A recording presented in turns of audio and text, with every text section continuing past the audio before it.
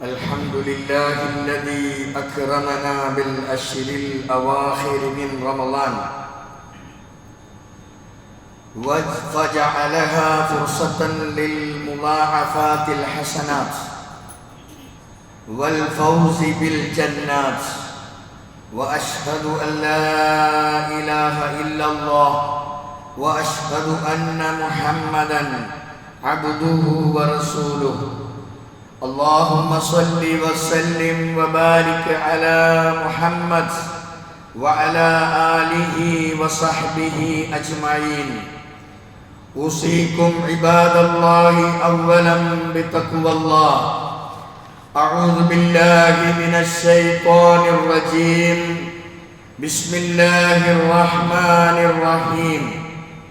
فأما من طغى وآثر الحياة الدنيا فإن الجحيم هي المأوى. وأما من خاف مقام ربه ونهى النفس عن الهوى فإن الجنة هي المأوى. പ്രിയപ്പെട്ട സത്യവിശ്വാസികളെ, വിശ്വാസിനികളെ, ലോകരക്ഷിതാവായ റബ്ബ് സുബ്ഹാനഹു വ തആലയുടെ നിയമങ്ങളും അവൻ്റെ വിധിവിലക്കുകളുമെല്ലാം നമ്മുടെ ജീവിതത്തിൻ്റെ ഓരോ നിമിഷങ്ങളിലും കൃത്യമായി പാലിച്ചുകൊണ്ട് പരമാവധി മുത്തഖികളായി മുഅ്മിനുകളായി ജീവിക്കണേ എന്ന് എന്നോടും എല്ലാവരോടും വസിയത്ത് ചെയ്യുകയാണ്, ഉപദേശിക്കുകയാണ്. പരിശുദ്ധമായ ഈ റമദാൻ മാസം,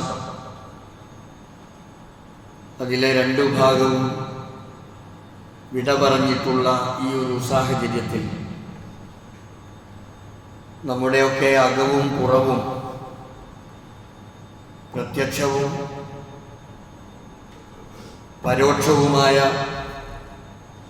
ശുദ്ധീകരണമാണ് യഥാർത്ഥത്തിൽ നോമ്പുകൊണ്ട് ഉദ്ദേശിക്കപ്പെടുന്ന ഒന്നാമത്തെ ഗുണം. ഈ ഒരു ശുദ്ധീകരണത്തെ നമ്മൾ സാധിപ്പിച്ചെടുക്കുന്നതോടൊപ്പം നമ്മുടെ സമ്പത്ത് ശുദ്ധീകരിക്കേണ്ടതുണ്ട്. പരിശുദ്ധ ഇസ്ലാം സാമ്പത്തികമായ ശുദ്ധീകരണം അനിവാര്യമാണ് എന്ന് പറയുകയും അതിനുള്ള മാർഗങ്ങൾ കൃത്യമായി പറഞ്ഞു തരികയും ചെയ്തു. അതാണ് ഇസ്ലാമിലെ സക്കാത്ത് എന്ന് പറയുന്നത്. സക്കാത്ത് നിർബന്ധമാക്കിയത് ഇതിനു വേണ്ടിയാണ്. നമ്മുടെ സമ്പത്ത് ശുദ്ധീകരിക്കപ്പെടേണ്ടതുണ്ട്. അള്ളാഹുവിൻ്റെ ഒരു ദാനമാണ് യഥാർത്ഥത്തിൽ ഈ സമ്പത്ത് എന്ന് പറയുന്നത്. അള്ളാഹു തൻ്റെ അടിമകൾക്ക് നൽകുന്ന ഒരു ദാനം. അത് അള്ളാഹു അവൻ ഉദ്ദേശിക്കുന്നവർക്ക് നൽകിക്കൊണ്ടേയിരിക്കും. എന്നാൽ ഇത് ലഭിക്കുന്ന ഒരാൾ ഇതിൻ്റെ മറ്റു ബാധ്യതകളെക്കുറിച്ച് കൂടി അറിയുകയും ചെയ്യുകയും ചെയ്യുമ്പോൾ മാത്രമേ അവൻ സാമ്പത്തികമായ ഒരു ശുദ്ധീകരണം കൈവരിക്കുന്നവനാകൂ എന്ന ഒരു സത്യത്തെക്കുറിച്ച് നമ്മൾ അറിയണം. പരിശുദ്ധ ഇസ്ലാമിൻ്റെ പഞ്ചസ്തംഭങ്ങളിൽ, 5 തൂണുകളിൽ ഒരു നെടുംതൂണാണ് യഥാർത്ഥത്തിൽ സക്കാത്ത് എന്ന് പറയുന്നത്. പരിശുദ്ധ ഖുർആനിൽ 32 സ്ഥലത്ത് സക്കാത്തിനെ കുറിച്ചുള്ള പരാമർശമുണ്ട്. അതിൽ 28ഓളം സ്ഥലങ്ങളിൽ നമസ്കാരത്തോട് ചേർത്തി വെച്ചാണ് അഖീമുസ്സലാ വ ആത്തുസ്സക്ക, നിങ്ങൾ നമസ്കാരം നിലനിർത്തണം, അതോടൊപ്പം നിങ്ങൾ സക്കാത്ത് നിർബന്ധമായ ദാനം അത് നൽകിയേക്കണം എന്ന് പരിശുദ്ധ ഖുർആനിൽ നമസ്കാരത്തോടൊപ്പം ചേർത്തി വെച്ചതായി 28 സ്ഥലങ്ങളിൽ നമുക്കത് കാണുവാൻ സാധിക്കും. സമ്പത്ത് എന്ന് പറയുന്നത് അള്ളാഹുവിൻ്റെ ഒരു വലിയ നിഅമത്താണ്, വമ്പിച്ച ഒരു അനുഗ്രഹമാണ്. അതോടൊപ്പം അതേറ്റവും വലിയ ഒരു പരീക്ഷണം കൂടിയാണ്. അള്ളാഹു എന്തൊക്കെ നമ്മൾക്ക് അനുഗ്രഹമായി നൽകുന്നു, മക്കൾ അള്ളാഹു നൽകുന്ന ഏറ്റവും വലിയൊരു അനുഗ്രഹമാണ്.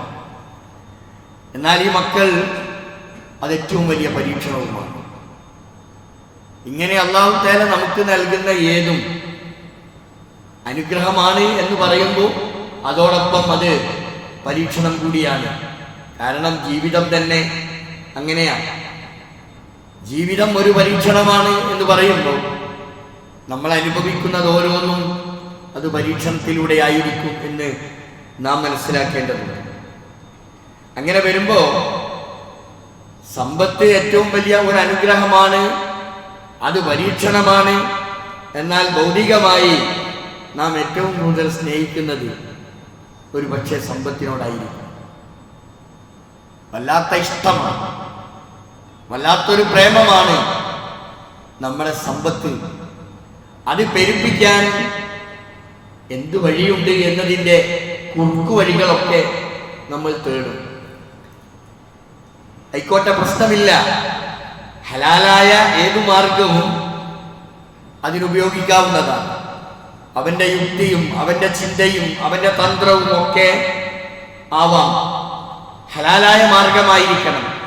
ഹലാലായ സമ്പാദ്യവും ഹലാലായ സമ്പാദ്യത്തിൽ നിന്ന് കിട്ടുന്നത് ഭക്ഷിക്കുകയും ചെയ്യുക എന്നതാണ് ഒരു വിശ്വാസിയെ സംബന്ധിച്ചിടത്തോളം കരണീയമായിട്ടുള്ളത്. അതുകൊണ്ട് നമ്മൾക്ക് ഏറ്റവും ഇഷ്ടം ഒരു പക്ഷേ നമ്മുടെ സമ്പത്തിനോടാകാം.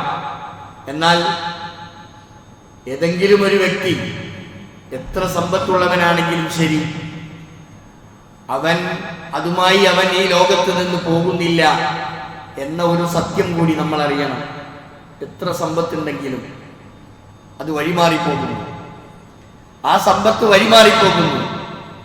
അള്ളാഹുവിൻ്റെ സന്നിധിയിലേക്ക് വിളിക്കപ്പെടുമ്പോൾ എല്ലാം ഇവിടെ വിട്ടേച്ചുകൊണ്ടാണ് അവൻ സ്വന്തമായിട്ടാണ് അള്ളാഹുവിൻ്റെ സന്നിധിയിലേക്ക് പോകുന്നത്. ഈ ഒരു സത്യം നമുക്കറിയാം. ഇത് ചിലപ്പോൾ നമ്മൾ മനസ്സിലാക്കുന്നത് ഒരാൾ മരിക്കുമ്പോഴാണ്. ഒരാൾ മരിക്കുമ്പോൾ നമ്മൾ പറയും അദ്ദേഹത്തിന് എന്തുമാത്രം സ്വത്തുണ്ട്. പക്ഷേ ഇല്ലേ, അതിനെക്കുറിച്ചുള്ള അഭിപ്രായങ്ങളാണ് പിന്നെ നമ്മൾ കൂടുതൽ പറയാം. ഈ സമ്പത്തുള്ള സമയത്ത് നമ്മളാരും ചിന്തിക്കാറില്ല, ഇത് ഞാൻ കൊടുത്തു വീട്ടേണ്ടവനാണ്, എൻ്റെ സമ്പത്ത് എൻ്റേതല്ല, എനിക്കുള്ളതൊന്നും എൻ്റേതല്ല, ഇത് തൽക്കാലം ഒരു ക്രയവിക്രയത്തിന് വേണ്ടിയിട്ട് അള്ളാഹു എന്നെ ഏൽപ്പിച്ചതാണ്. എല്ലാവരെയും അങ്ങനെ ഏൽപ്പിക്കുന്നില്ലല്ലോ. അതുകൊണ്ട് തന്നെ ഈ സാമ്പത്തിക വിഷയത്തിൽ ഏറ്റക്കുറച്ചിലുകൾ, അതിൻ്റെ നിമ്നോന്നതകൾ ഇത് സ്വാഭാവികമാണ്. ഇന്നത്തെ ധനികൻ നാളത്തെ ദരിദ്രനും, അതേ ദരിദ്രൻ പിറ്റത്തെ ദിവസം ധനികനുമൊക്കെയായി മാറുന്നത് നമ്മൾ കാണുന്നുണ്ട്, നമ്മൾക്കറിയാം. ഇതൊക്കെ അള്ളാഹുവിൻ്റെ പരീക്ഷണമാണ്. കോടിക്കണക്കിന് ബാങ്ക് ബാലൻസ് ഉള്ള എത്രയോ ആളുകൾ എല്ലാം നഷ്ടപ്പെട്ട് വമ്പിച്ച പരീക്ഷണത്തിന് വിധേയമായി ഒന്നുമില്ലാത്ത പാപ്പറായി മാറുന്ന അവസ്ഥകൾ നമ്മുടെ കൺമുമ്പിലൂടെ നമ്മൾ കണ്ടുകൊണ്ടിരിക്കുകയാണ്. അള്ളാഹുവിൻ്റെ പരീക്ഷണമാണ് എന്നേ നമ്മൾ അതിനെക്കുറിച്ച് മനസ്സിലാക്കേണ്ടതുണ്ട്. അള്ളാഹുവിൽ ക്ഷമിക്കുകയും ഈ പരീക്ഷണത്തെ അതിജീവിക്കുകയും ചെയ്യാനാണ് നമ്മൾ ഏവരും പരിശ്രമിക്കേണ്ടത്.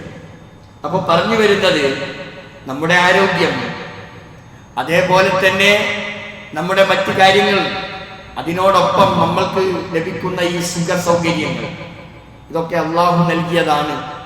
അതുകൊണ്ട് ഞാൻ ഇത് എന്നിൽ മാത്രം അല്ല, പലരിലേക്കും ഇത് നൽകാൻ എന്നെ ചുമതലപ്പെടുത്തിയിട്ടുണ്ട്. അത് ഞാൻ നിർവഹിക്കേണ്ടവനാണ് എന്ന ഒരു ഉത്തമ ബോധ്യമുണ്ടെങ്കിൽ നമ്മുടെ നാട്ടിലെ പ്രശ്നങ്ങൾക്ക് പരിഹാരം ഉണ്ടാക്കാൻ കഴിയും. നമ്മുടെ മഹല്ലിൽ വളരെ കൃത്യമായ ഒരു സംവിധാനം ഈ രംഗത്തുണ്ടെങ്കിൽ നമ്മുടെ ദേശത്തുള്ള പട്ടിണിപ്പാവങ്ങളെ അവരെ കൈപ്പിടിച്ചു കൊണ്ടുവരാൻ, അവരെ നല്ല ഒരു ജീവിതത്തിലേക്ക് കൊണ്ടുവരുന്നതോടൊപ്പം അവരിൽ നിന്ന് സക്കാത്ത് ശേഖരിക്കുന്ന ഒരവസ്ഥയിലേക്ക് അവരെ കൂടി പരിവർത്തിപ്പിച്ചെടുക്കാൻ നമുക്ക് സാധിക്കും. അതിനാകണം നമ്മുടെ ശ്രമങ്ങൾ. നമ്മുടെ ദേശത്തുള്ള ആളുകൾ, സമ്പത്തുള്ള ആളുകൾ, സക്കാത്ത് കൊടുക്കേണ്ട ആളുകൾ അവരിൽ നിന്ന് അത് ശേഖരിക്കുകയും അത് കൃത്യമായി വളരെ അച്ചടക്കത്തോടു കൂടി അത് കൈകാര്യം ചെയ്ത് അതിൻ്റെ ബൈത്തുൽ മാലോ സക്കാത്ത് കമ്മിറ്റിയോ അത് പിരിച്ചെടുക്കുന്നതോടൊപ്പം അത് വളരെ ഉത്തരവാദിത്വത്തോടു കൂടി അതിൻ്റെ അവകാശികൾക്ക് എത്തിച്ചു കൊടുക്കുക എന്നതാണ് ഇസ്ലാമിക രീതി എന്ന് പറയുന്നത്. ഞാൻ പറഞ്ഞു വരുന്നത്, നമുക്ക് സമ്പത്തുണ്ട്, സമ്പത്തിനോട് ഏറെ പ്രിയമാണ്.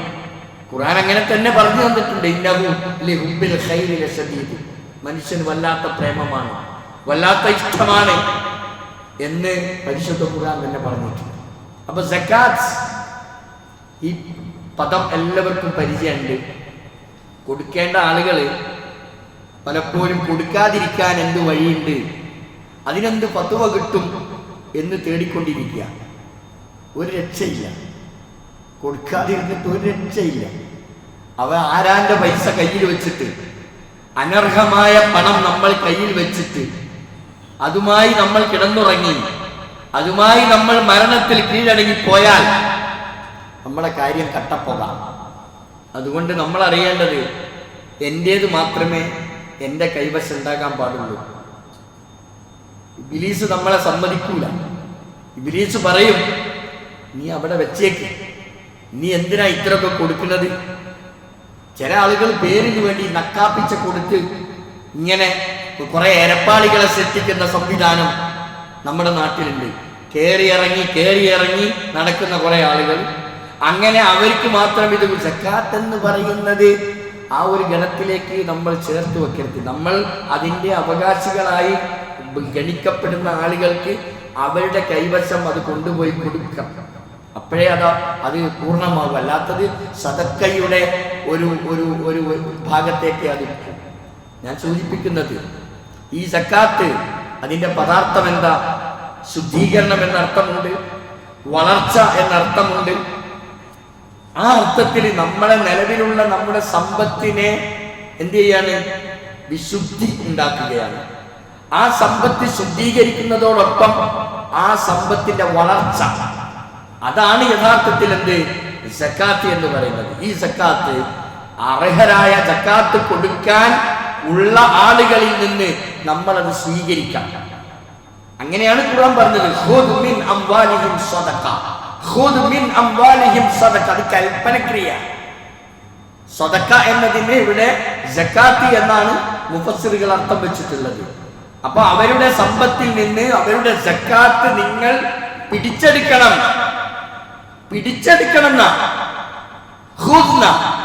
അത് ചോദിച്ചു വാങ്ങണം. നമ്മൾ ഒരു മഹല്ല് സംവിധാനത്തിൽ നമ്മളത് ചോദിച്ച്, നിങ്ങളുടെ സക്കാത്തിന്റെ എങ്ങനെയാണ്, എന്നിട്ട് അവരുടെ സക്കാത്തിൽ നിന്ന് ഒരു വിഹിതം ഈ സെല്ലിലേക്ക്, ഈ കമ്മിറ്റിക്ക് കൊടുക്കണം. എന്നിട്ട് ആ കമ്മിറ്റിയാണ് വളരെ കൃത്യമായി അത് വിതരണം ചെയ്ത് ക്രയവിക്രയങ്ങൾ നടത്തിക്കൊണ്ടുവരേണ്ടത്. അതാണ് ഇസ്ലാമിന്റെ രീതി. അതാണ് ഖുർആൻ പറഞ്ഞത്, ഖുദ് മിൻ അംവാലിഹിം സദഖ തുതഹിറുഹും വതുസക്കീഹിം. അത് നിങ്ങളെ ശുദ്ധീകരിക്കാനാണ്. അത് നിങ്ങൾക്ക് നിങ്ങൾക്ക് കൃത്യമായ ഒരു ശുദ്ധീകരണം വരുന്നതോടൊപ്പം സംസ്കരണവും. അതാണ് ഇതുകൊണ്ടുള്ള ഉദ്ദേശം. പലപ്പോഴും നമ്മൾ ഈ ലക്ഷ്യത്തിൽ നിന്നൊക്കെ വഴിമാറിപ്പോകുന്നു എന്നതാണ് ഒരു സത്യം. ഇതിന്റെ ഗൗരവത്തെക്കുറിച്ച് നമ്മൾ അറിയണം. സക്കാത്ത് കൊടുക്കാത്തവൻ മുശ്രിക്കാണ് എന്ന് ഖുർആൻ പറഞ്ഞു. സക്കാത്ത് കൊടുക്കാത്തവൻ മുശ്രിക്കാണെന്ന് ഇത് വെറുതെ പറഞ്ഞതല്ല. വൈലുൽ മുശ്രിക്കീൻ, വൈലുൽ മുശ്രിക്കീൻ, മുശ്രിക്കീങ്ങൾക്ക് വമ്പിച്ച നാശം. അല്ലദീന ലാ യുഅ്തൂന സക്കാ, അവർ സക്കാത്ത് കൊടുക്കാത്തവരാണ്. വഹും ബിൽ ആഖിറതി ഹും കാഫിറൂൻ, നാളെ അന്ത്യദിനത്തിൽ അവർ നിഷേധികളുടെ കൂട്ടത്തിലാണ്. ഇനി എന്താ ഇതിൽ നിന്ന് നമ്മൾ മനസ്സിലാക്കേണ്ടത്? ഒരു സംശയത്തിനും ഇടയില്ലാത്ത വിധം വളരെ കൃത്യമായി അല്ലാഹ് പച്ചയായി പറഞ്ഞു തരുന്നു. ഈ കൊടുക്കേണ്ടത് കൊടുക്കാതിരുന്നാൽ, സക്കാത്ത് അത് കൊടുക്കാതിരുന്നാൽ അവൻ മുശ്രിക്കാണ്. ഇതിന് വേറൊരു ന്യായമില്ല പറയാൻ. തീർന്നില്ല, വമ്പിച്ച ശിക്ഷ. നമസ്കരിക്കാതിരുന്നാൽ എന്താ ശിക്ഷ? കൃത്യമായി എണ്ണി പറഞ്ഞു തന്നിട്ടില്ല. മൊത്തത്തിലുള്ള ശിക്ഷ നരകമുണ്ട് എന്ന് പറഞ്ഞിട്ടുണ്ട്. സക്കാത്തിനെ സംബന്ധിച്ച് പറഞ്ഞെടുത്ത്, സമ്പത്ത് കൊടുക്കാത്തവനെ കുറിച്ച് പറഞ്ഞെടുത്ത് വളരെ കൃത്യമായി അത് വ്യക്തമാക്കി തരികയും ചെയ്തു. വലാ യഹ്സബന്നല്ലദീന യബ്ഖലൂന ബിമാ ആതാഹുമുല്ലാഹ്, അല്ലാഹു നിങ്ങൾക്ക് നൽകിയതെന്തോ ആ സമ്പത്ത് അതിനെ കെട്ടിപ്പൂട്ടി വെക്കാം. തുഹ്ലി, ബഖീൽ എന്ന് പറഞ്ഞ പിശുക്കൻ, പിശുക്കൻ, പിശുക്കത്തരം കാണിക്കാം. അള്ളാഹു നൽകിയതിൽ നിന്ന് ചെലവഴിക്കാതെ പിശുക്കത്തരം കാണിക്കുന്ന ആളുകൾ വിചാരിക്കണ്ട അവരങ്ങ് രക്ഷപ്പെട്ടു പോയി. ചില ആൾക്കാരുണ്ട് അങ്ങനെ. ഒരു മൂപ്പര് വലിയൊരു വമ്പൻ, ഇത് കൊടുക്കാതെ എന്തോ ഒരു യുക്തി കാണിച്ച് ഇത് രക്ഷപ്പെട്ട ഒരു സന്തോഷത്തിൽ ഒരു രക്ഷയില്ല, ഒരു കഥയില്ല. ഖുർആൻ പറയുന്നു അങ്ങനെ വിചാരിക്കണ്ട. അത് കെട്ടിപ്പൂട്ടി വെച്ചു അല്ലെങ്കിൽ പിശുക്ക് കാണിക്കുക എന്നത് വലിയ ഒരു വമ്പത്തരമൊന്നുമല്ല. അള്ളാഹു നൽകിയിട്ടുള്ള ഫളിനെ അതിനെ പിശുക്ക് കാണിക്കുക എന്നുള്ളത് അത് അവൻ വിചാരിക്കും ഒരു പക്ഷേ അവൻ വിചാരിക്കുന്നുണ്ടാവും എനിക്ക് ഏറ്റവും വലിയ ഗുണമാണ്, ഞാൻ ഇതിവിടെ എടുത്ത് ബാങ്കിലാണ് ഇട്ട് വെച്ചാൽ അത് അവിടെ കിടക്കും, അതുകൊണ്ട് എനിക്ക് കുറച്ച് കാര്യങ്ങൾ ചെയ്യാനുണ്ട് എന്നൊക്കെ അവന്റെ തന്ത്രം. അങ്ങനെ ചിലപ്പോൾ ഇസ്ലാമിക് ബാങ്കിൽ ഒക്കെ ചില വിളവ് കാണിക്കലുണ്ട്. പൈസ ഉള്ള ആളുകൾ, മലയാളികളും അല്ലാത്തവരും ഒക്കെ കാണിക്കുന്ന ഒരു സമ്പ്രദായം എന്താണെന്ന് വെച്ചാൽ കൊല്ലം തികയുമ്പോഴാണല്ലോ സക്കാത്ത് കൊടുക്കേണ്ടത്. അപ്പോൾ തികയുന്നതിന് മുമ്പ് 2 മാസം 1.5 മാസം മുമ്പ് ക്യാഷ് കംപ്ലീറ്റ് വിഡ്രോ ചെയ്യുക. കംപ്ലീറ്റ് വിഡ്രോ ചെയ്തിട്ടുണ്ടെങ്കിൽ വേറെന്തോ ഒരു ഏർപ്പാടിലേക്ക് എടുക്കാം. അപ്പോൾ പുതിയ തുടക്കമാണല്ലോ, മൂപ്പര് പുതിയ ബിസിനസ് പിന്നെ തുടങ്ങുക, പിന്നെ അതിനൊരു കൊല്ലം കഴിഞ്ഞിട്ടല്ലേ കൊടുക്കേണ്ടുള്ളൂ. ഇങ്ങനെ അള്ളാനെ പറ്റിക്കണ ഏർപ്പാട് എല്ലാ ആളുകളും ചെയ്തുകൊണ്ടിരിക്കുന്നു. ഇതുകൊണ്ടൊന്നും രക്ഷപ്പെടൂല, ഒരു നിലക്കും നമ്മൾ കഴിച്ചിലാവില്ല. ഖുർആൻ പറയുന്നത് ഇതൊരു ഖൈറാണ് എന്ന് അവൻ വിചാരിക്കുന്നുവെങ്കിൽ അവൻ മണ്ടൻ. അതവൻ ഏറ്റവും വലിയ അപകടമാണ്. തീർന്നില്ല.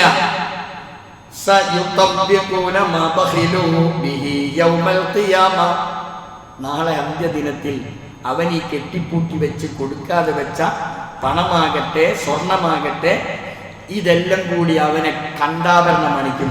സ്വത്താണെങ്കിൽ സ്വർണമാണെങ്കിൽ തീക്കട്ട കൊണ്ട് അവൻ എന്ത് ചെയ്യും? കണ്ടാഭരണം മാല അണിക്കുന്ന ഖുർആൻ പറഞ്ഞു. തീക്കട്ട കൊണ്ട്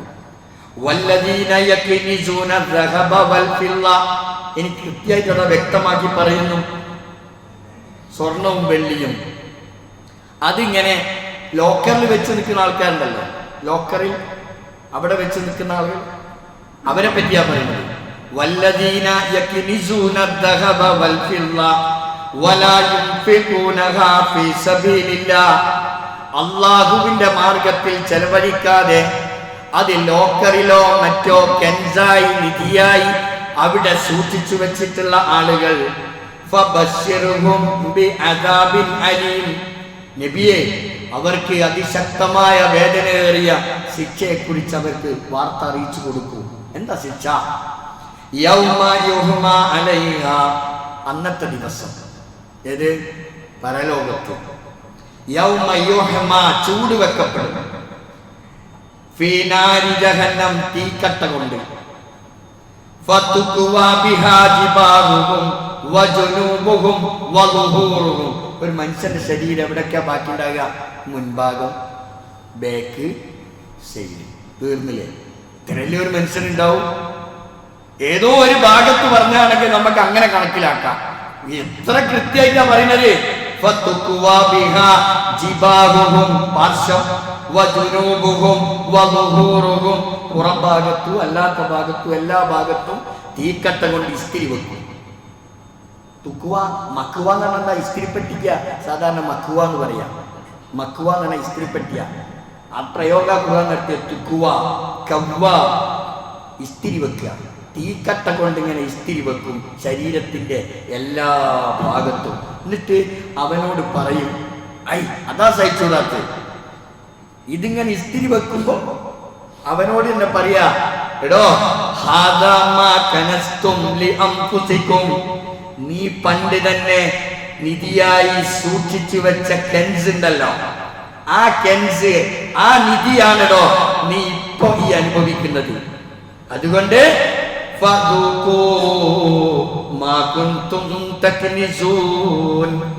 നീ കെൻസായി കെട്ടിപ്പൂട്ടി വെച്ച, നീ ഈ സ്വരൂപിച്ചു വെച്ച, കൊടുക്കേണ്ടവർക്ക് കൊടുക്കാതെ നീ ബാങ്കിൽ ഇട്ടേച്ചു വെച്ച ആ സമ്പത്ത്, അതിന് നീ അനുഭവിക്കുകയാണിത് എന്ന് പച്ചയായി ഖുർആൻ. ഇനി നമ്മൾ ആലോചിക്കുക, നമ്മൾ ശുദ്ധരാകണോ എങ്കിൽ കൊടുക്കേണ്ടത് കൊടുത്തേ മതിയാകും, ഇല്ലെങ്കിൽ നമുക്കൊരു രക്ഷയും ഇല്ല എന്നാണ് ഈ പറയുന്നത്. സമ്പത്ത് അത് ശുദ്ധീകരിക്കപ്പെടണം.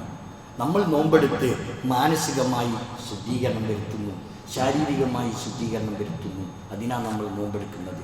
അതോടൊപ്പം നമ്മുടെ സമ്പത്ത് തീർത്തും അത് ശുദ്ധിയാകണം. ഇല്ലെങ്കിൽ നമ്മുടെ ഇതിലേക്ക് ഏതെങ്കിലും നിലക്ക് പലിശ മറ്റ് കാര്യങ്ങളൊക്കെ നമ്മൾ ബാങ്കിൽ തന്നെ പണം നിക്ഷേപിക്കുമ്പോൾ ഇത് കലർന്നു വരുന്നുണ്ടോ എന്നതിനെക്കുറിച്ചൊക്കെ നമ്മൾ പേടിക്കണം. നമ്മൾ അതാണ് നമ്മൾ ഭക്ഷിക്കുന്നതെങ്കിൽ പിന്നെ എന്താ കാര്യം?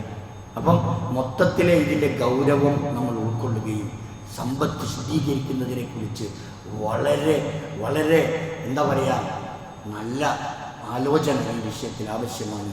അല്ലാഹു തആല നമ്മെ അനുഗ്രഹിക്കുമാറാവട്ടെ.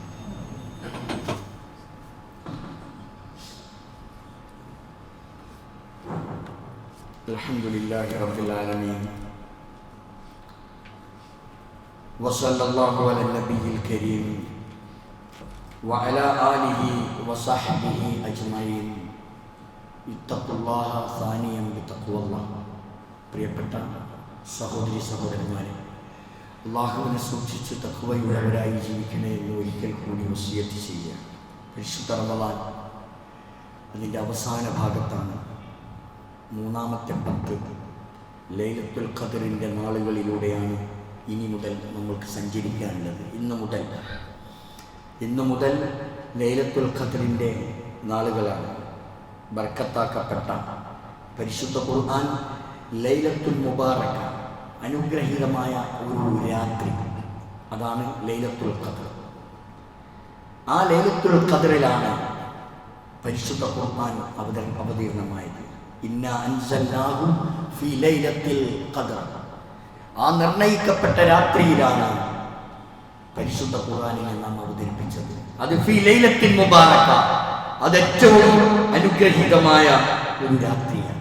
അതിനാൽ ഖാല റസൂലുള്ളാഹി സ്വല്ലല്ലാഹു അലൈഹി വസല്ലം, അല്ലാഹുവിന്റെ പ്രവാചകൻ പറഞ്ഞു, തഹറു ലൈലത്തുൽ ഖദരി, നിങ്ങൾ ലൈലത്തുൽ ഖദറിനെ പ്രതീക്ഷിച്ചോളൂ, അതിനുവേണ്ടി നിങ്ങൾ ഒരുങ്ങിക്കോ. ഫിൽ അശ്റിൽ അവാഖിരി മിൻ റമളാൻ, റമളാനിന്റെ അവസാനത്തെ 10 ദിനരാത്രങ്ങൾ അതിനുവേണ്ടി നിശ്ചയിക്കപ്പെട്ടതാണ്. അതിനുവേണ്ടി നിങ്ങൾ ഒരുങ്ങിക്കോ എന്ന് അല്ലാഹുവിന്റെ പ്രവാചകൻ. വകാന റസൂലുള്ളാഹി സ്വല്ലല്ലാഹു അലൈഹി വസല്ലം ഇദാ ദഖലൽ അശ്റ, ഈ 10 എത്തിക്കഴിഞ്ഞാൽ, അവസാനത്തെ 10 ഇങ്ങോട്ട് തുടങ്ങിക്കഴിഞ്ഞാൽ റസൂലുള്ളാഹിന്റെ നടപടി എന്താ? അഹ്യൽ ലൈല, രാത്രിയെ ജീവിപ്പിക്കും. അയാൾ സ്വന്തമല്ല, കുടുംബത്തെ എല്ലാം വിളിച്ചുണർത്തി, കുടുംബത്തിലുള്ള എല്ലാവരെയും വിളിച്ചുണർത്തി ഈ രാത്രിയെ ജീവിപ്പിക്കുക. ഇതായിരുന്നു അള്ളാഹുവിന്റെ പ്രവാചകൻ ചെയ്തിരുന്നത്. നമ്മൾ ചെയ്യണ്ടേ? പരമാവധി ഈ ഇനിയുള്ള ദിനരാത്രങ്ങൾ അതിനു വേണ്ടിയാണ് നമ്മൾ ചെലവഴിക്കേണ്ടത്. ഇത് എന്തെങ്കിലും ഒരു ചടങ്ങിന് വേണ്ടിയല്ല, ഒരു ചടങ്ങായി അങ്ങനെ നിർവഹിക്കുകയല്ല. നമ്മൾ നല്ല നിയ്യത്തോടു കൂടി അള്ളാഹുവിന്റെ പള്ളിയിൽ വന്നിരുന്ന് എഴുത്തിക്കാഫിന്റെ നിയ്യത്ത് ചെയ്ത് അള്ളാഹുവിന്റെ പള്ളിയിൽ അള്ളാഹുവും അവന്റെ പ്രവാചകനും നിശ്ചയിച്ച അതിന്റെ രീതികളും മര്യാദകളും പാലിച്ചുകൊണ്ട് പരിശുദ്ധ ഖുർആൻ പാരായണം ചെയ്തുകൊണ്ട് അള്ളാഹുവിനോട് അധികം ധാരാളമായി നമ്മൾ പ്രാർത്ഥിച്ചുകൊണ്ട് പൊറുക്കലിന് തേടി, അങ്ങനെയൊക്കെയാണ് ഈ ദിവസങ്ങളെ നമ്മൾ പ്രതീക്ഷിക്കേണ്ടത്. ലൈലത്തുൽ ഖദർ, അള്ളാഹുവിന്റെ പ്രവാചകൻ അത് ഇന്ന ദിവസമാണ് എന്ന് കൃത്യമായി നമുക്ക് പറഞ്ഞു തരാതിരുന്നത് നമ്മൾ ആ ഒരു ദിവസത്തെ മാത്രം നോക്കിക്കാണും എന്നതുകൊണ്ടാണ്. അതുകൊണ്ട് ലൈലത്തുൽ ഖദ്റിനെ അവസാനത്തെ ഒറ്റപ്പെട്ട രാവുകളിലാണെന്ന് റസൂലുള്ള പറഞ്ഞിട്ടുണ്ട്, ശരിയാണ്. എങ്കിലും അത് അവസാനത്തെ മുഴുവൻ 10 ദിനങ്ങളെയും നമ്മൾ അത് ആ ഒരു അവസ്ഥയിലേക്ക് തന്നെ നമ്മൾ ചെലവഴിച്ച് അങ്ങനെ തന്നെ റമളാനിലെ അവസാനത്തെ 10 ദിനരാത്രങ്ങൾ കൊണ്ടുപോകാനാണ് നമ്മൾ പരിശ്രമിക്കേണ്ടത്. പിന്നെ ഈ റമളാനിന്റെ അവസാനം, റമളാനിന്റെ സമാപ്തിയിൽ സകാത്തുൽ ഫിത്ർ, ഫിത്ർ സകാത്ത് അത് നിർബന്ധമായും നമ്മൾ ചെയ്യേണ്ടതാണ്. ഫറള റസൂലുള്ളാഹി സ്വല്ലല്ലാഹു അലൈഹി വസല്ലം സകാത്തുൽ ഫിത്ർ. സകാത്തുൽ ഫിത്ർ അല്ലാഹുവിന്റെ ഇവിടെ അല്ലാഹു തആല നിർബന്ധമാക്കിയത് അത് ഒന്ന് തുഹ്റത്തൻ ലിസ്വാഇം, നമ്മുടെ നോമ്പിൽ എന്തെങ്കിലുമൊക്കെ വീഴ്ചകൾ അറിയാതെ എന്തെങ്കിലുമൊക്കെ പറ്റിപ്പോയിട്ടുണ്ടെങ്കിൽ അത് പരിഹരിക്കപ്പെടും അതിലൂടെ. വതുഅ്മത്തൻ ലിൽ മസാകിൻ, പാവപ്പെട്ടവർക്ക് അത് ഒരു ഭക്ഷണം കൂടി, പാവപ്പെട്ടവർക്ക് അതൊരു അത്താണിയാണ്. അതുകൊണ്ട് ഫമൻ അദ്ദഹാ ഖബ്ല അസ്സലാ, ഈദ് നമസ്കരിക്കുന്നതിന് മുമ്പേ അത് നൽകിയിരിക്കണം. അങ്ങനെ നൽകുകയാണെങ്കിൽ ഫഹിയ സകാത്തുൽ ഫിത്ർ, അത് സകാത്തുൽ ഫിത്റാ. ഇനി വമൻ അദ്ദഹാ ബഅദ അസ്സലാ, നിസ്കാരത്തിന് ശേഷം ഒരാൾ കൊടുത്താൽ അത് സകാത്തുൽ ഫിത്ർ ആവൂല.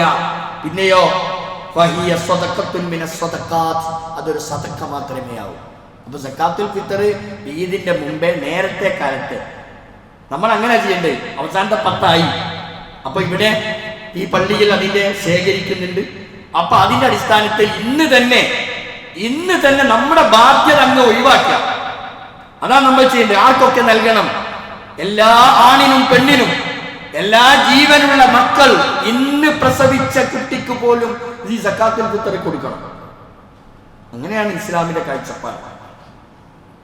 ഇന്ന് പ്രസവിച്ച കുട്ടിയാണെങ്കിൽ ആ കുട്ടിക്ക് നമ്മൾ എണ്ണത്തിൽ ഉൾപ്പെടുത്തി ആ കുട്ടിക്ക് കൂടി നമ്മൾ ഫിത്ർ സക്കാത്ത് കൊടുക്കുക. എണ്ണി തിട്ടപ്പെടുത്തി എത്ര പേരുണ്ടോ അത് കൃത്യമായി നമ്മൾ കൊടുക്കാൻ ബാധ്യസ്ഥരാണ്. പിന്നെ സാധാരണഗതിയിൽ നമ്മുടെ നാട്ടിൽ ഒരു ഇസ്ലാമികമായ കാഴ്ചപ്പാട് ഈ വിഷയത്തിൽ ഒരു സാ ആണ് സക്കാത്തുൽ ഫിത്റായിട്ട് കൊടുക്കേണ്ടത്.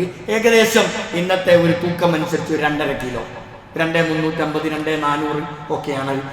ഒരു സൂക്ഷ്മതയ്ക്ക് വേണ്ടി ഒരു 2.5 കിലോ വെച്ചാണ് കൊടുക്കേണ്ടത്. നമ്മൾ ആ ഒരു രീതിയിലാണ് നമ്മളും അത് രൂപപ്പെടുത്തിയിരിക്കുന്നത്.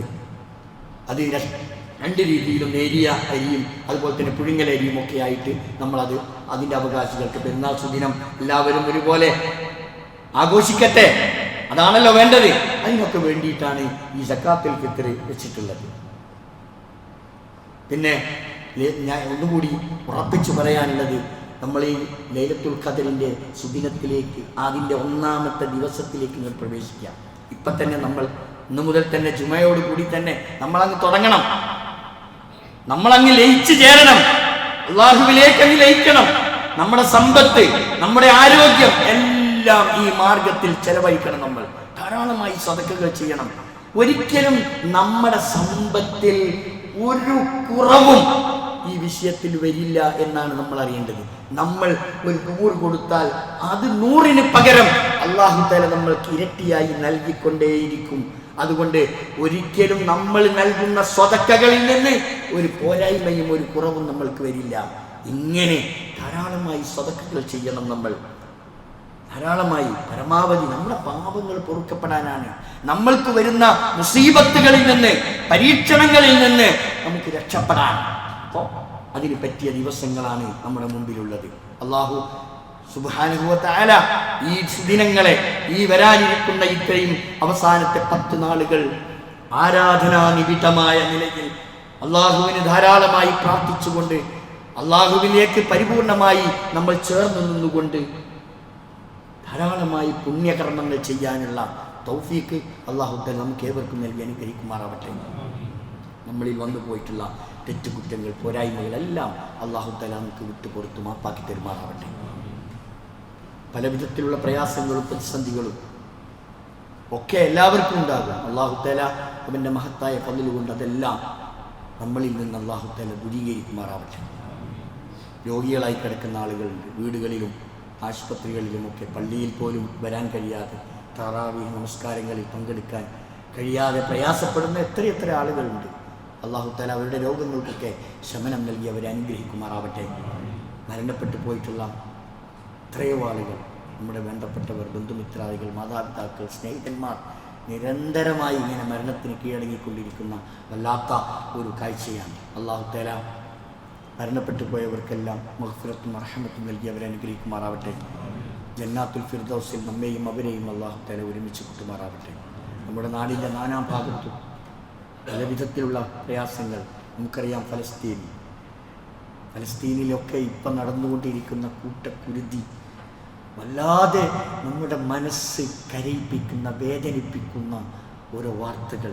നമുക്കറിയാം, അമേരിക്ക അത്രമാത്രം അങ്ങേയറ്റത്തെ ഭീകരമായ ഒരവസ്ഥ ഈ പരിശുദ്ധമായ റമളാനിൽ കരാറുകൾ പൂർണ്ണമായും പിച്ചിച്ചീന്തി വലിച്ചെറിഞ്ഞ് എല്ലാം ഒഴിവാക്കി അതിഭീകരമായ താണ്ഡവമാടിക്കൊണ്ടിരിക്കുന്ന ഈ സമയത്ത് നമ്മുടെ പ്രാർത്ഥനകളിൽ അതുണ്ടായിരിക്കണം. അല്ലാഹു തആല ഫലസ്തീനിലെ ജനങ്ങൾക്ക് ആശ്വാസം നൽകുമാറാവട്ടെ. അവരുടെ സകലമാന പ്രവർത്തനങ്ങളും അതൊരു ജിഹാദി പ്രവർത്തനമാണ്. മരണപ്പെട്ടു പോയവരെ അല്ലാഹു തആല ഷഹീദുകളുടെ കൂട്ടത്തിൽ ഉൾപ്പെടുത്തി അനുഗ്രഹിക്കുമാറാവട്ടെ. അവരുടെ ജിഹാദിന് ഏറെ ധൈര്യം പകരുന്ന ഒരവസ്ഥയിൽ അല്ലാഹു തആല അവരെ ആക്കുമാറാവട്ടെ. اللهم اغفر للمؤمنين والمؤمنات والمسلمين والمسلمات الأحياء منهم والأموات إنك مجيب الدعوات ويا قاضي الحاجات ربنا اغفر لنا ولإخواننا الذين سبقونا بالإيمان فلا تجعل في قلوبنا غلا للذين آمنوا ربنا إنك رؤوف رحيم اللهم أجرنا من النار اللهم أجرنا من النار اللهم أعز الإسلام والمسلمين وأذل الشرك والمشركين اللهم انصر في فلسطين اللهم انصر المجاهدين في فلسطين اللهم انصر المجاهدين في غزة اللهم ربنا تقبل منا صيامنا ودعاءنا وصلاتنا وسائر أعمالنا يا رب العالمين ربنا تقبل منا إنك أنت السميع العليم وتب علينا إنك أنت التواب الرحيم ربنا آتنا في الدنيا حسنة وفي الآخرة حسنة وقنا عذاب النار.